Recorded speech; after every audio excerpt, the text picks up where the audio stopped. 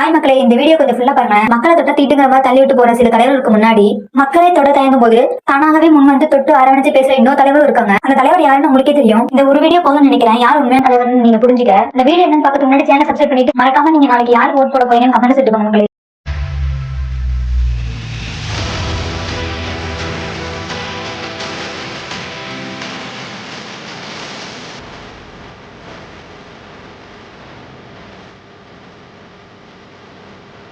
ஜெயிக்கிறதுக்கு அப்புறம் முதல்ல மனுஷனா மதிக்க தெரியணும்.